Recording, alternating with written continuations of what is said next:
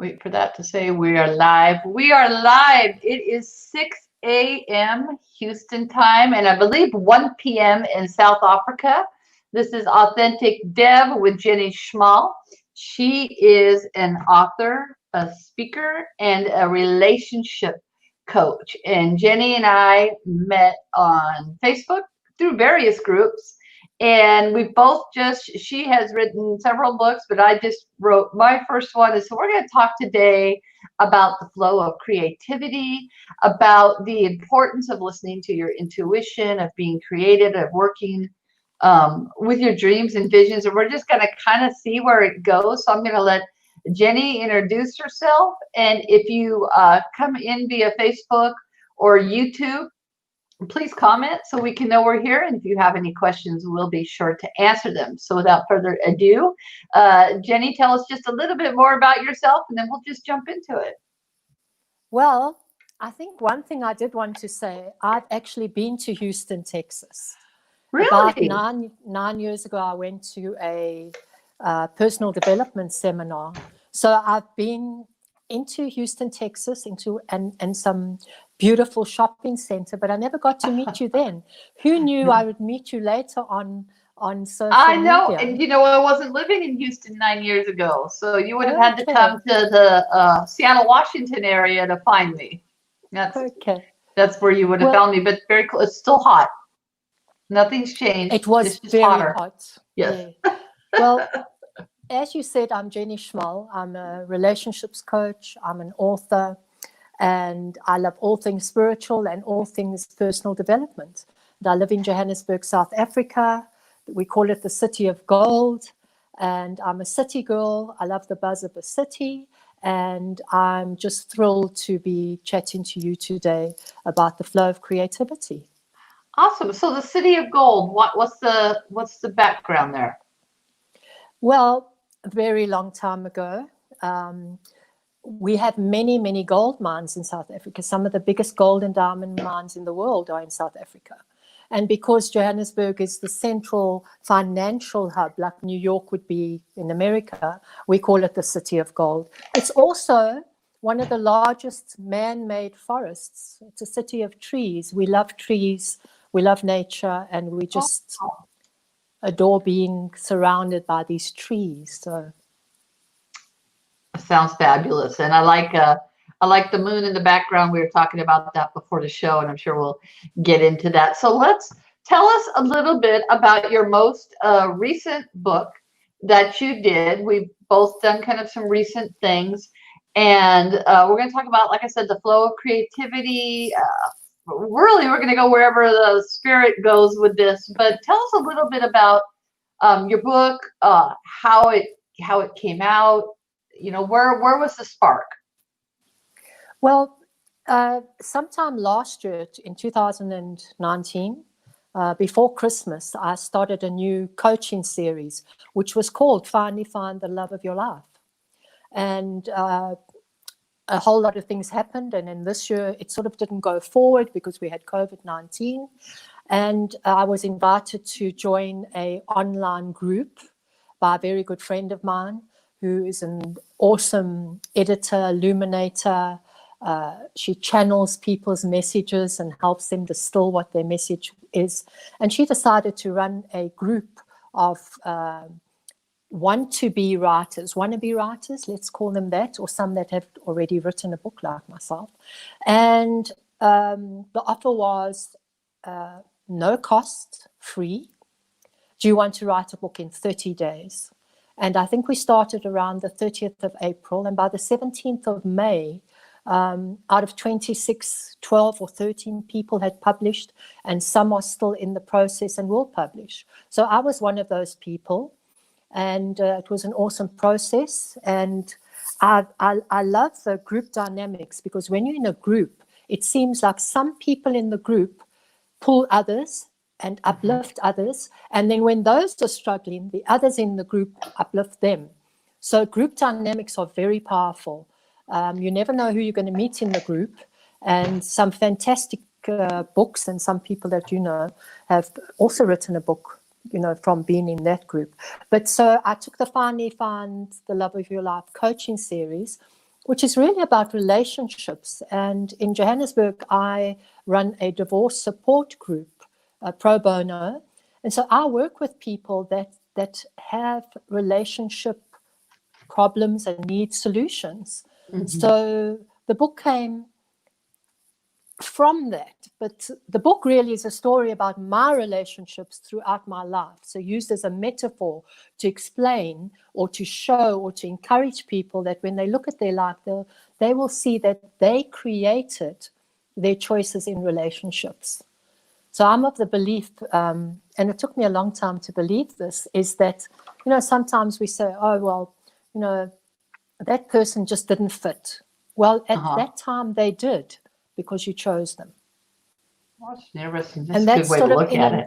In a nutshell. You can do it in retrospect. So Find the Love of Your Life is a very tiny book about the 5 major relationships I had, some marriages, some joy, some pain, some changes, and it's written in a very easy manner.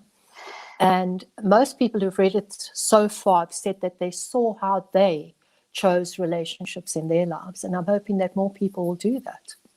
Oh, interesting. Yeah, I have the Kindle, and I have, like you said, several people, you're welcome, several people in that group that I know personally have all published, and you all published right around the same time. So I have your book and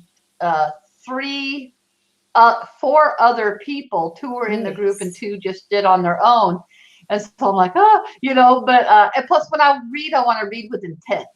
I don't want to read just to, but I've been married to Susan for over 20 years. There'll be 20 official years this month, but we've been together about 23 years. So it'll be interesting, to read your book and to see myself in my marriage to my son's father, and then to see myself in that. Hey, welcome, Karen. We are just talking just now about Jenny's book and how it came across. And I want to bring something up that you said, which you said that finding the love of my life in its origins is a course. Right. Or it meant something, whether it's an online course or through your Facebook group or whatever. And then you've taken that and you've made it, COVID kind of changed a lot of things, but you stuck with your creativity. Since we're talking about the flow of creativity, when I have an analogy right now, and Karen, feel free to ask questions. When you see a river, say a lazy stream, something with some momentum, right? Mm-hmm. And there are some rocks in the river. If you guys can visualize this, because I'm prophetic and I just usually, I see a lot of visions. The water doesn't stop, does it not? Unless it's a dam. So we're not talking about dams. There's all sorts of little rocks, and you see where the water arcs over the rock. Can you see that? Have you seen a bubbling stream or whatever? And it just keeps going. And I see that that's part of the flow of creativity. So we start here. Let me get my hand in the camera. We start here with an idea or a thought or a vision or inspired action, whatever you want. And then we go, and then we hit some little rocks, some little pebbles. And where my hope is for people that are watching it through our stories and others, that they keep the momentum just to go over the rocks and over the streams, and then they keep going and watch that creative piece. What's the word I'm saying? Just morph into all sorts of different types of avenues with the same thing, because your book, like you said, relationship coaching and finding the love of your life. You said you used metaphors. That can be an online course. That can be a one-day webinar. That can be the paperback and the ebook you put out. It can be a podcast all in of itself. There are so many different ways to take that piece of creativity and keep going with it. Yes, and You know, the underlying premise of all my work is self-love. So finally finding the love of your life is finding you. Yeah. And then going into a relationship with yourself and others. So it's always been there. The little pieces always fit together. And I loved how you said about the flow in the river, because water doesn't stop. It Nope. finds its way. And eventually, you get there. So never stop. And I was so pleased to see that as we published, suddenly you published. And I was like, wow, where did that come from? And that was beautiful. Well, you know what it was. Now my whole, thing that I'm building and building in myself, like you said, because you have to be the principal audience, I believe, first in what you're trying to give to somebody else. And what I mean by that is authentic Deb, or authenticity, or my tagline, be you, because being you is enough.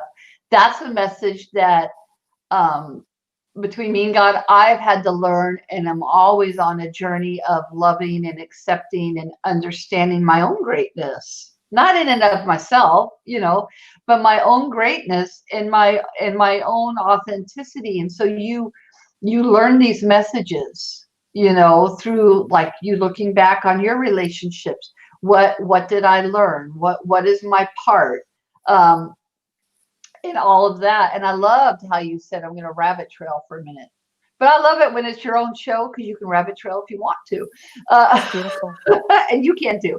But you said it was like when a relationship doesn't work, it's like, oh, that wasn't the right one. Or I'm paraphrasing. You said something to the extent of it was at the time, because you chose that person at the time. And that struck me, because all of my stories, all of my experiences that make authentic Deb,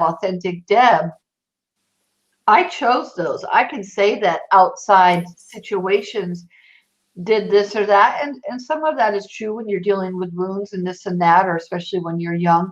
But the response is all me.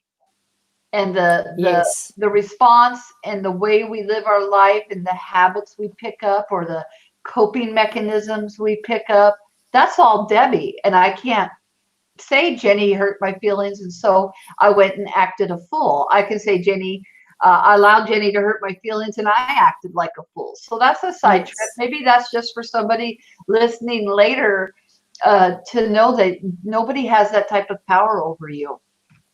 I loved what you just said there, Debbie, because I'm of the belief of there is no other. There's only me. The rest is my story and how I narrate it on any given day. Yeah. And when you do that, it's very powerful, because the buck stops with you. Yeah. You invite people in, or you let people out. Whatever you do in life, there is no other. It's just you. And you know, it's like this grand organized design watching you doing you. Yeah. And I'll add to that, though, from my perspective as a Christian, that God is the editor. I was thinking that as you were saying that, it's like, it is me, because for one, I'm not a puppet and I have free will. Yes. But I was thinking as you were saying that, I just had this picture of God being my editor. And it's like, I find that that's the way the Holy Spirit works in my life, is like, do you really want to say that? Or is there a better thought? Is there a better way? And so I don't always listen to my editor, because I'm human. But everything I do or say is me. You're right. There's nobody pulling my puppet strings. In the book, I use some words that somebody called me out on, actually. And they said, well, what exactly is conscious creation? It's a really big word, and it seems to be bandied about. But what conscious creation really is inspired action. And when you take an inspired action, it seems to have just arrived in the moment. But if you really sit back quietly with yourself, you'll see where it really comes from. And I think it comes from that, mental state of being completely present, in the presence of the grand organized design, or as you said, God, your editor. And I say that with total respect. A lot of people that know me is that I speak about infinite spirit, or the Holy Spirit, or the angels, my Sure. all Yeah. those people that surround me as a woman, even people Right.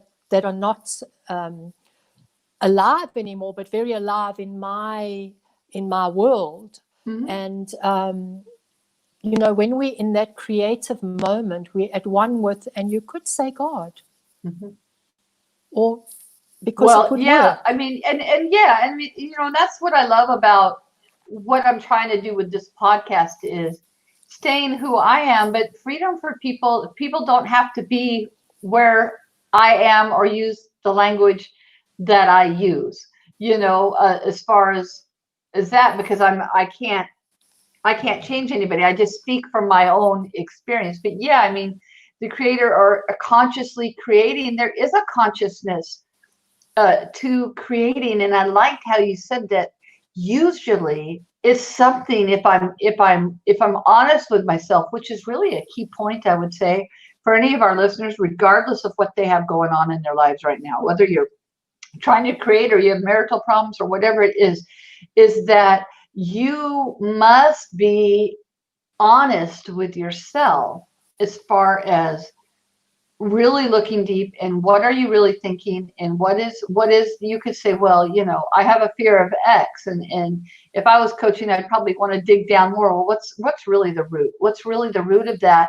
And I love how this conversation is flowing all over, but it's true, because it's very rare for me that when that inspired action comes, it's usually a culmination of things maybe I've mused on even years ago, but maybe thought, oh, I can't do that, or this or that. And then, a year comes by and it's like, I can do that. And so, for example, the recent little, and it's a small, I'm writing on bigger works, but the hashtags for daily living, I started that 2 years ago. And I had this whole idea. It was like what I call a heavenly download. Like I was just journaling, and I was just sitting there. It's beautiful. And I had started writing in my journal these little hashtags, and I heard God say, I want you to write these series of books. And I saw the picture of the cover, which wasn't the cover I put on, but we see and prophesy in part. And I saw it, and it was hashtags for daily living, hashtags for spiritual living. I'd already known that I had the Coffee with God thing and so I started writing them down, and I started writing down the hashtags for daily living for people that may or may not associate spiritually or whatever. They're just hashtags of how to take a thought and have a good day. And then the hashtags for spiritual living was much more on a spiritual base in line with, my beliefs. So that would be to a different niche crowd. And I just sat on it. I put some together. I wanted to have like 31 at first. And I put all these restrictions on myself, and I want to talk about that with the flow of creativity, and I had them, and I've had them ready, and I kind of hit a block where I couldn't come up with 6 more for that type of topic, but I was feeling this energy and creativity towards other books and other things. And so when you and Anka and several others put their book out, I was like, oh yeah, And then when Golly put out hers, it was like, Debbie, get off your butt, because here it was. It's like, who says it has to be 31 entries? Exactly. I said it. Who says that it has to be so many pages for it to be? Now somebody needs to hear this. Who says it has to be so many pages for it to be valid? Who says it has to be something for it to be valid? You decide if you're the author. Yes. When you write, you're the author. And so let's take off that Simon and Schuster has to come along and take all your work. Let's take all that off, because part of the reason we get, I believe, this conscious creating, as you said, or creativity, is to share. To share. And when my mission statement, literally right here on my thing, is to speak and minister all over the world, using my prophetic gifts to motivate, empower, and inspire others. That's That's my passion. Do I use those gifts in writing, in speaking, and podcast or whatever? Yeah. So when you put out your book and some others did, it kind of got me, it got me off my butt. But the idea had been there 2 years ago. I had written stuff, I hadn't edited it or anything. So in one weekend, I So literally took that stuff. what intrigued me about you was how open you are about who you are, your beliefs, your willingness to engage with people that may not even have those beliefs. Right. And I just loved when I heard that there might be a podcast or a book or something called Coffee with God. I thought, Yes. wow, I want to be there. And Yeah. that's coming from somebody who just said she loves angels, and she Yeah. has her own Your own way of infinite spirit, expressing your my own way of spirituality. expressing myself. But just going back to to for me and writing books and sharing who I Yes. am, I'm a storyteller. I love yapping. I love communicating. I love collaborating. I love supporting. I just love the sound of my own voice, it seems. Good. But That's a great I voice. love I to like your share accent. because my definition of success is joining hands with those that are already in the world of personal transformation or changing lives, whoever they are, and collaborating with those kind of people. And I, like I'm not the greatest techie, but I'm getting better. I even managed to get onto StreamYard I know. today. Good job. But I'm fascinated with how you just put all these things out there, and really the authenticity of you, and also that you said that word prophetic, and I've experienced it with you, and I want to experience that more, because I believe that is intuition on steroids, if we can take a lighter note. Yes, I like that. So, Intuition on steroids. I love that, and that's why I really wanted to be a guest on your podcast. And I encourage everybody, write a poem, write something, say something, do a little video, because on the other end of the line, we may have, I don't know if we have guests, if we don't have guests, doesn't matter, because sometime tonight or tomorrow or the next day, somebody might see this podcast and it may just touch their heart or their soul. And that's the power of words, and that's the power of media. And so I agree with you there, and I'm happy to have you. It's a whole different podcast to talk about the journey of learning to be authentic with me, and then with people who think differently or whatever, and kind of breaking down those boxes, but then staying true to who I am and allowing people to be who they are, which is a whole different podcast if you think about it. And I will do some Coffee with God series. I'm going to do some prophetic seer series on here. I still have the Pray the Gay Away series. Can you pray the gay away? So it's like my podcast is evolving, and that's the part of creativity. You put it on the potter's wheel and you go, okay, now I'm going to smooth this out. I'm going to do this. And tell me about if you can think of an example where maybe, I think Finally Find the Book, The Love of Your Life is a good example. But do you have any projects where you really just the whole thing changed from point A to point B, where it didn't turn out, it started with an idea, and then have any examples where you just let it morph into something completely different? Well, I don't know if it morphed into my last book. So yes, that is a good example. Some don't.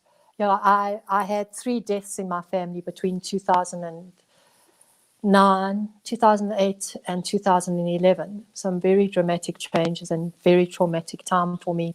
And I lost 3 beautiful, I'm sorry, all male. And so, especially the last one was my son. So when my son died at 39, he was murdered. I went into a total, I did fight with God, I must say. Yes. So that was my time of grief. And it was during this time that I had this shoebox. So I was trying to psychologically get myself to want to live. to survive. Yeah. So I would write little snippets, little notes about personal transformation or what I'd read or how I felt, or from anger to joy to the whole, the whole thing. And I had done a lot of personal transformation, which made it harder because you were supposed to be okay, and I didn't feel okay. So many years later, I met somebody and we were having a conversation, and she said, "You know that you have a book there? There's a book." And I already had a business called Regenerate, REJENER, the number 8.com. That's my website. Right. And they said, "Well, we need a name for the book." I said, "The name's Regenerate." "But that's not a good name. You need a name." "No, that is the name." So the book Regenerate was written in 2018 when I was 68. First time I'd written. And it's a beautiful book. It's personal transformation at its best. And the moon behind me is on the cover of the book, but a more pronounced moon, because the moon is looking at itself. Yeah. And for me, that's what all personal transformation is about, or all anything prophetic is about, because it's about you becoming aware of yourself, where you find yourself, and where the connection is to your highest good, or what supports your highest good. And that could be for anybody, their religion, their support system, and many conversations I've had with God, believe me, during those years. I'm very sorry for your loss. I didn't know about that. I can't even. Yeah. So I took it as and I never speak about it. So not many people, maybe 3 podcasts I've spoken about it. I never wanted to take that as a manipulation to sell books. So, but it's a story on its own. So when you've gone through something like that, you realize there's something out there far bigger than you. Yeah. Far, far bigger than you. Because that's how you survive. It's human nature to want somebody to hold you in a space so you can live. Yeah. Yes. Well, even with but that's a beautiful example of, but that's what storytellers do. We're all storytellers. We just don't know our audience sometimes.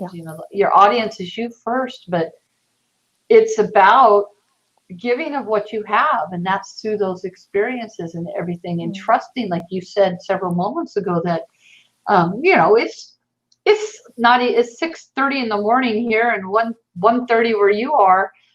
People are going to watch this later, and they're going to hear something resonate with them and encourage them or convict them in a good way, whatever it is, because we write and we speak and we relate out of how we're processing information.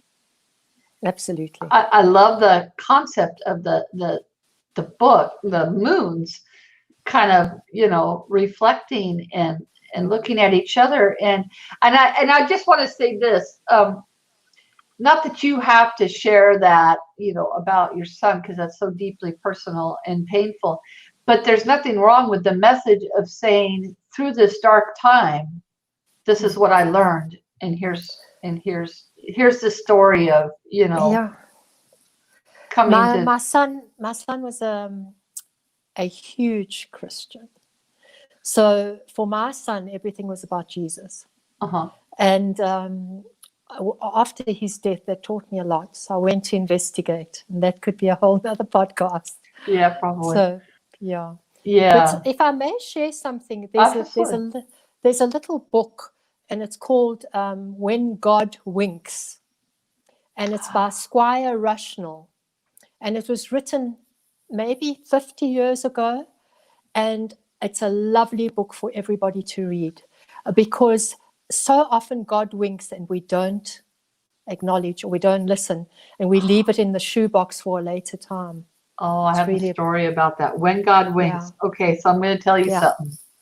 So, and Jenny and I haven't talked before the thing. So when Susan and I went in 2000, 2012 on our faith journey, which is a whole nother thing where we just gave up everything, jobs and everything, and went and traveled as ministers through the network that we're in around the U.S. in a car with a dog, and stayed at people's houses or sometimes slept in the car, and we just went by faith wherever we felt God told us to go.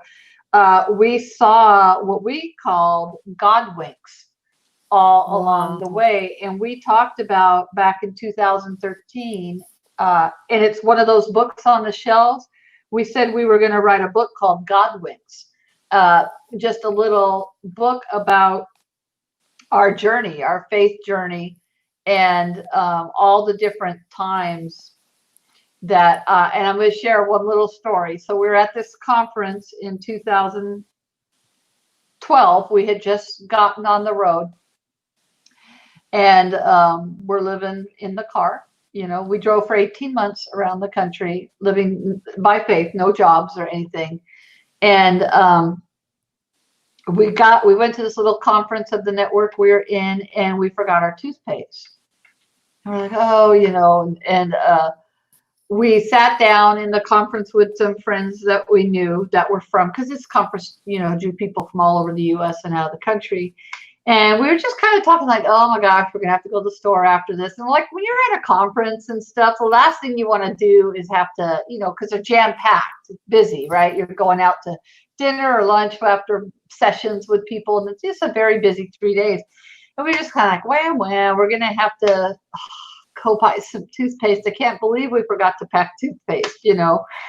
And our friends turned around to us and they said, well, we forgot ours too. So at the airport, we bought a couple extra tubes. We have a tube that we can give you. And they had their backpack with them. And Susan's like, oh, well, that's okay, because I can really only use like Colgate, because the other ones really, really bother my teeth. And they pull out this mini tube of Colgate.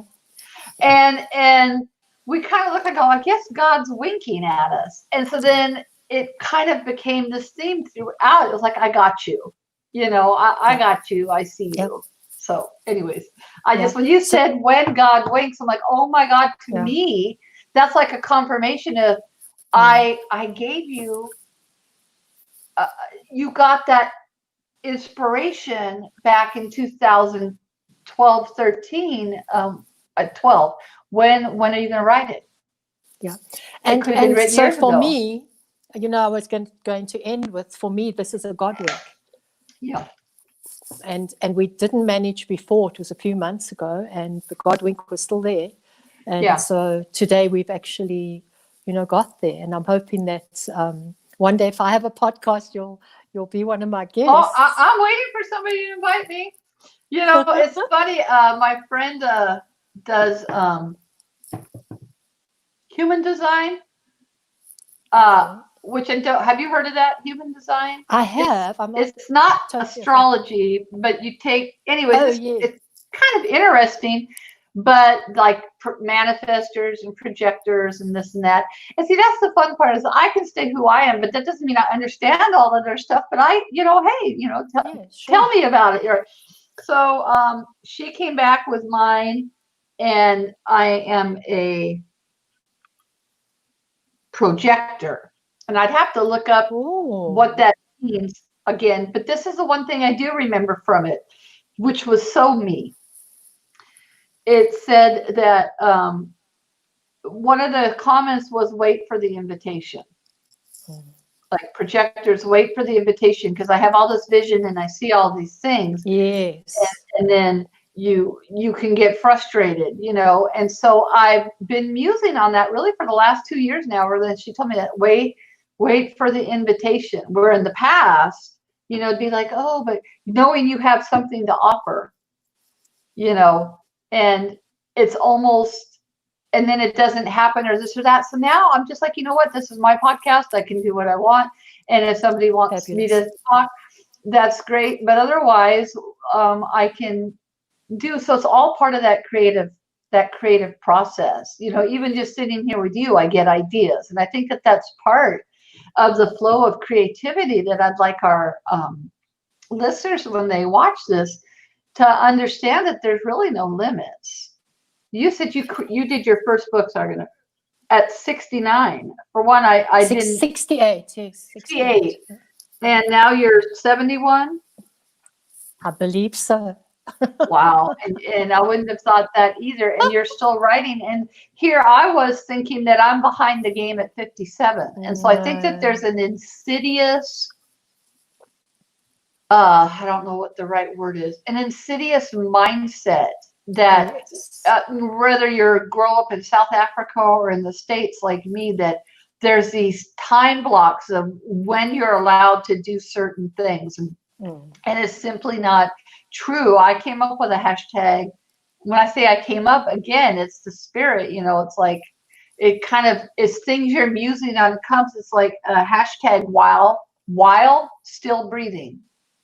Yep. And the thought was, well, Lord, as long as I'm still breathing, I could go be a lawyer if I want. As long as I'm still breathing, I can go learn 5 languages if I want to. Doesn't mean it won't be hard. And so I love that you published your first book, because we're still breathing. So you and me can publish as many books as we want. Absolutely. Or do whatever we want as long as we're still breathing. It's a little more difficult when the breath is stopped, but it's a powerful statement of that there's nothing close to us. Well, while we're still breathing, we are celebrating life. And that's what we should do every single day, in every moment. And also, I love this interaction, because in the beginning I said, the mental state of being completely present. So it's in a state like this, there's no objectivity, there's no design, it had to be like this. There was no, we have allowed it to flow. And I think that's creativity. And whatever comes out of it, it was, in other words, it is done. It was already done before we started. And I see what you're saying. Yes, and it just comes. I understand. Yes. Well, that's why I wanted this to be more of just a flow back and forth, because that's where I get inspired by other people's stories and their creativity. And the challenge for me has always been to keep it in the inspiration mode and let Jenny's story or somebody else's story or your accomplishment fuel me on to take that idea and actually create with it, rather than to say, oh, they know more than I do, or I can never do what they do. And these are the lies that have been, go through my head, my whole life, that you're always having to combat, and that's why, it's like, no, we are more than enough. We are enough, And I think, Debbie, that what listeners can learn, we don't know everything. And yet there's nothing we don't know or can't find out about. So if you can't do a certain part of the book, or you're stuck on how to be creative, or the end part, or whatever part it is, or the poem, or the songwriting, or whatever it is, there's somebody out there that can assist you. Right. You just have to ask, and it is given. Yes. And, and that's the beauty of what you were talking about, the group. There's a part of me that wishes I'd known about the group when it was free. But the other hand is that it's good, because seeing all of you guys do that, it was like, I had it all. I had it written. Yeah. And it just gave me permission of, the tipper was when Golly put out her little Love Louder poem book. I'm like, who is to stop me from putting this out with 24 entries? They're 24 powerful entries, and they bring life, and they bring encouragement. And I'm like, why are you withholding that? And so literally in one weekend, we were up at the country house, and I think Susan wanted to go to the lake that day, and then the weather started to change, and I looked at her and I said, honey, I'm really feeling super creative. Can we, because we just like sitting on our couch in there, and it's just very cozy. And I said, can I just write all day? And she looked at me and she goes, yeah. I go, I just feel really creative. Like this is, and I go, but I want you to do me a favor. And she goes, what? I go, when I look at you, and I tell you to remind me I want you to remind me to fire Miss Perfect, because I know I'm going to get into perfectionism mode. And so when I look at you and I say, and it will do that, I go, just tell me what I need to hear. And she'll go, fire Miss Perfect, finish the book. And then like 4 hours later, tell me what I need to hear, because I was starting to get stuck on, oh, this font or this or that. But I literally formatted all of that, learned it all on my own, just figured it out and did it. Now I had to come home and reformat it a couple times before it was ready to publish. But when I left that weekend, the book was done. The book cover was done. Everything was done. And it was that inspired action of seeing all of you guys. So there's that synergy, like you said. Yeah. So it even moves beyond the group. Mm-hmm. So there was this group writing, but the people connected to the people in the group also got touched. And we don't know how that happens, but it happens. Well, and I think that's part of the flow, though, because with creativity, hey, Sally, with creativity comes, oh, where's my brain? I saw Sally and went, Sally. With creativity comes, I am so blonde. Where did it go? It was good. But I know, like Sally, she creates flamingo dances and everything. Thank you, Sally. Sally inspires me, though. She's like killing it. Have you met Sally? Can you see it in your comments there, Sally? She's in New York, and I believe she sews flamingo dresses. Correct me if I'm wrong. I know who that is. I think I met her in a group once. Yeah, she's awesome. She's a very creative lady. Very creative. And see, I've joked with Sally that I could be her big girl model, even though I'm losing weight, but I could be her bigger girl model. Let's just say that. But with creativity and with synergy, it allows you to expand. It allows you to think of things that you may have held yourself back from, because here's Jenny, and you're always so encouraging with me, and you can do it, Deb, and great job. And we need that. Sally, like just now, saying that she's inspired. I mean, those are humbling things to know that something you wrote or something you did is impacting somebody else.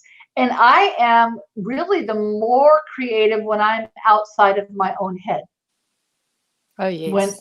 When I am just coming from a place of flow, like you or I are in, that's when ideas come. That's when podcast ideas come. That's when the encouragement comes for like whatever you've got going on to do that next thing, because you know that it's not ever about the comparison. No. And that's what society does to us. Compare. And so that's part of my authentic journey, is tearing that down. And I have to tear it down in myself first, because I look at like you and like Sally, she's got this storefront and she's done all these things and lived this amazing life. And I'm like, here I am in Houston and, just doing, but it's effective, right? But have you noticed, well, when there's no self-judgment, those moments when there's no self-judgment, there's no separation from who you are. Yeah. Creativity flows, and we are all equal. Yeah. We're all joined. I too, when I saw Sally's, I think it was Sally's salon where the dresses are, where she shows it, I remember a specific little group I saw her in, and I was like, wow, I wish I could be like that. And in New York, I think it's in New York. Yeah, she's in New York. And, and I wish I could be as prophetic as Debbie in Houston, Texas. So we have comparisonitis, whoever, I don't know if it's in the dictionary, that word, but sometimes, but then when we're speaking like this, there's no comparison. There's no, it's just because we are connected and because we all are unique. And, my thing is, in my relationship with God, the Bible says God is no respecter of persons, meaning gay, straight, black, white, whatever, young, old, we love our creation, and God loves his creation. Mm. And we are all unique. I had a thought, and I'm going to see if this resonates with you. So when I was thinking the other day about uniqueness and how unique. So when for my verbiage, for when God looks at you, it's like, oh, there's Jenny. She's so awesome. I'm so happy with her. I just love her. I love this about her. I love this about her. I love this about her. I know that's how God thinks of us. And then if Jenny or you or myself or Sally, whoever's watching, would say, oh, well, I'm just, when we get into that, I want to challenge everybody who's watching, and Sally and Jenny right now, I want you to look at your thumb. Just go ahead. This is a test. Look at your Okay. thumb. The next time we fall into that temptation to compare, look at your thumb. What is it about your thumb? Nobody has Jenny's thumb. Our thumbprints, our fingerprints are 100% unique. Out of the billions of people in the world who ever have been or will be, nobody has authentic Deb's thumb. Nobody has Jenny Amazing. Schmal's thumb. Nobody has Sally Lesser's thumb. And that thumb is amazing, and it's designed. It's not random. It's No. perfect, and it's designed in all of its intricacies that you can't even see it all unless you put it under a microscope. You can't see all the valleys in there. You can't see all the crevices. It probably looks like the Grand Canyon if you did it like in a 3D imaging, right? And it's unique for each of us. And maybe it sounds simple, but I believe God talks in the simple ways, in a way that we can understand. So for anybody watching, when you start to compare yourself or feel doubt about your own abilities or your own worth, I want you to look at your thumb, because this thumb is unique. Nobody has it but you.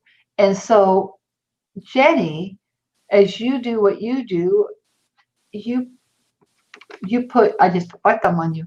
You're putting your thumbprint on the world.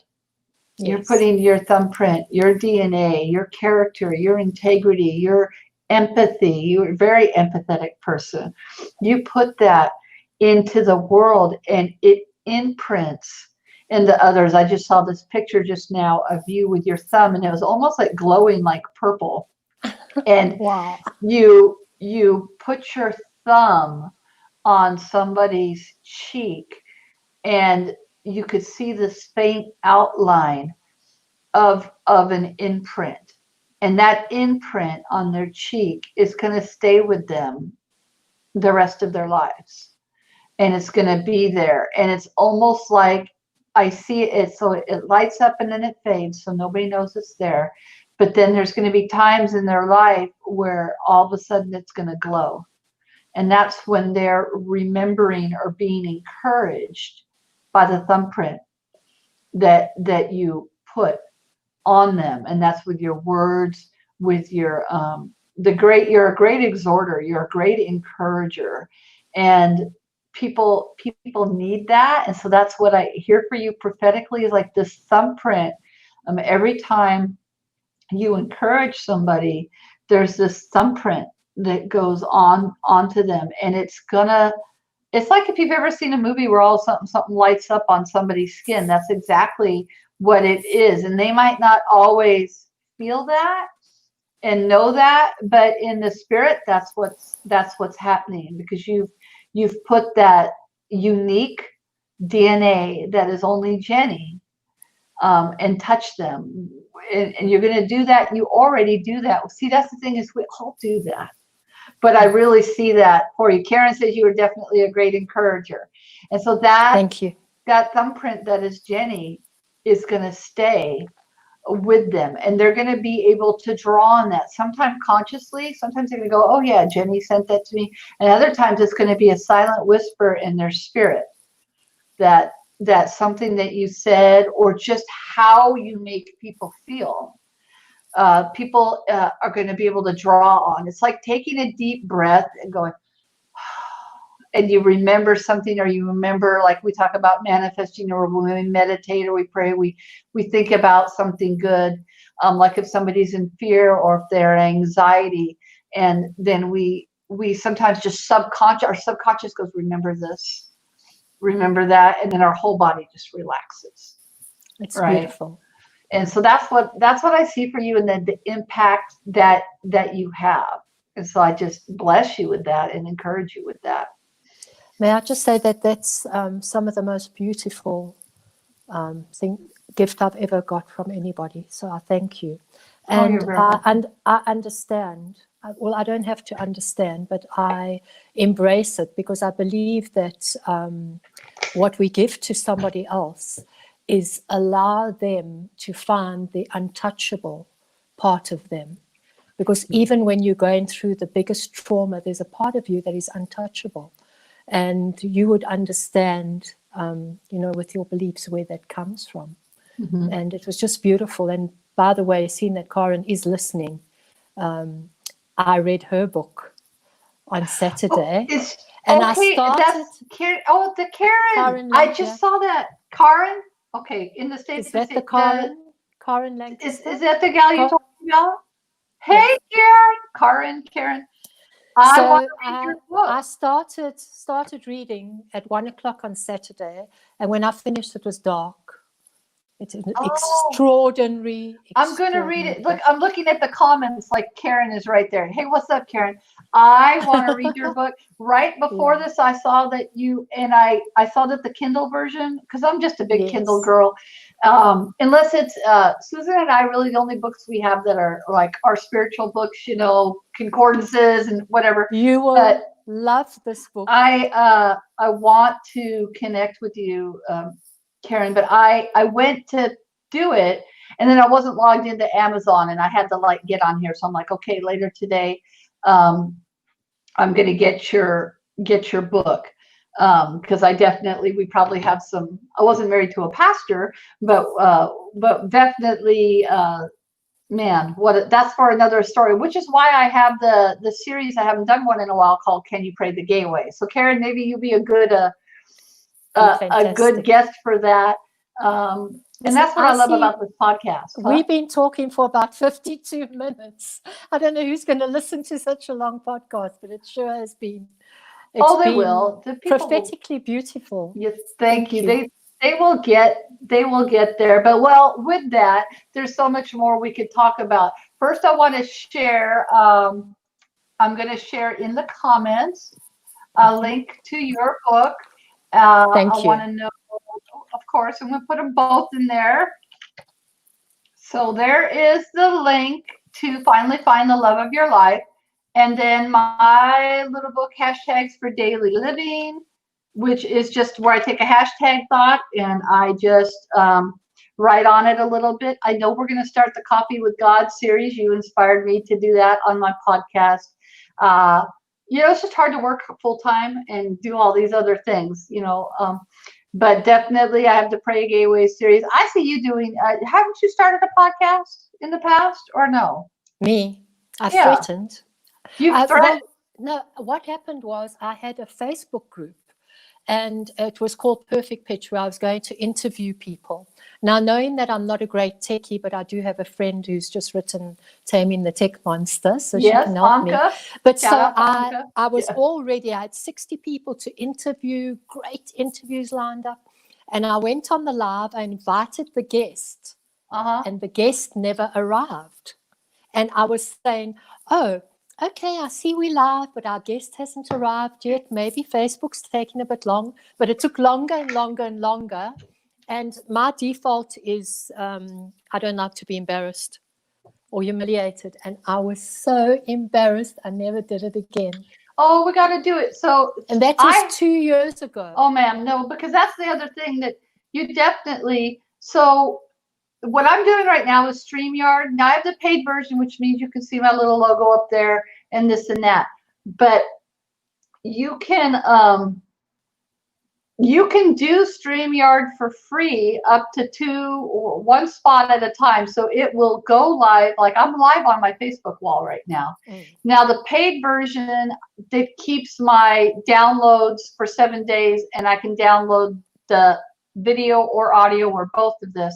And since I have a podcast, I will download the audio only portion of this, add my intro and outro, and do it. The only thing with the free version on this is I believe that they only let you download free for the first week. But if you don't need to download them and you just want to do like a YouTube or something in your Facebook, and it will help you. Sally says, but so we can talk about that because definitely. And that's the thing of you let something stop your flow of creativity. Exactly. But you've inspired me again. Absolutely. Thank you so much. It was so lovely. It was lovely to see you. I'm so glad to see you. Karen, I'm going to get with you. I got to go to work in an hour, but I'm definitely going to download your book. But, you've inspired me because with the Coffee with God. So real quick, what's your next project besides the podcast? I want to put something out online. So some online training, perhaps, and there will be another book. So there'll be a workbook to follow up. Awesome. Finally found the love of your life. So how to book, and there'll be a memoir. Good. And that one's going to be many pages. Yes, I'm working on. I have several other books too. So I so enjoyed talking to you. Thank you so much. You're a great encouragement to me. The good thing about this is you're all recorded. It probably won't be this week, but what I will try to do is pull out, find the timestamp of where I gave you that word and cut that out into an MP3 so that I can send it to you. Because when you get a prophetic word or intuitive word or, whatever, we need to write those down and partner with them. Oh, yes, I want to. So that you can remember it and you might hear something more than you heard. I want to tell you what I felt though. Okay, I want to hear it. Yeah. You see, as you were saying it, I felt the thumbprint. So I think it is imprinted because